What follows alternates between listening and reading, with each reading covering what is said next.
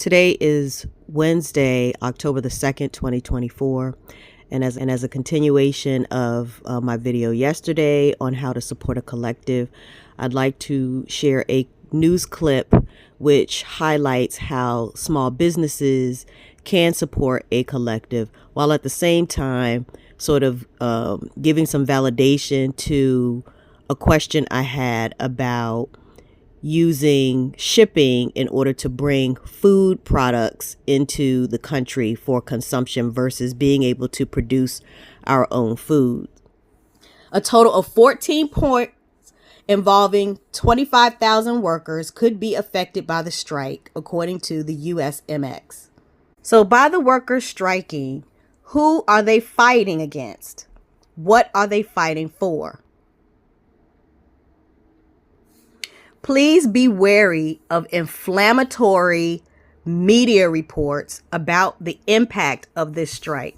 Until you see that there is a deficiency of something you believe you need but cannot access because of the strike, ensure that that is in fact being caused by the ILA strike, because it is likely not affected by shipping that would be conducted in those particular ports.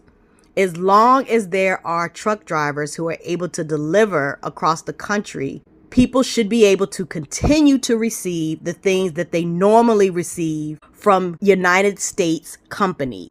If the majority of the commodities we are using are being delivered from out of the country, including refrigerated foods, that would be a bigger concern for us as individual families and consumers.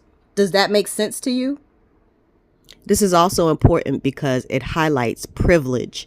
And there are many people who have been encouraged into entrepreneurial pursuits who really are resellers of goods that have been produced by other people.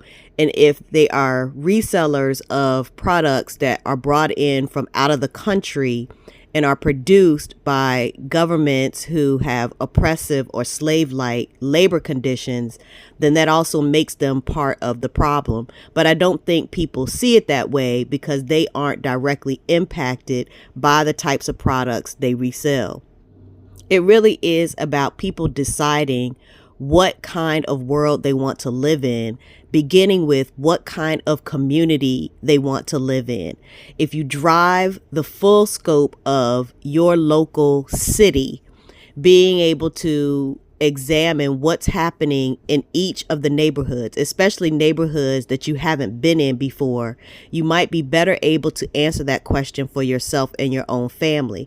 Because if you do not care about people, you will never care about nature. And if you do not care about nature, we will never be able to self-sustain ourselves on the earth, because the earth will continue to suffer from the cancer caused by your thinking.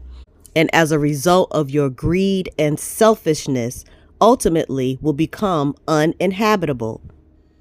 Cranes idle in Brooklyn, Baltimore, and Houston. Dock workers striking for the first time in almost 50 years.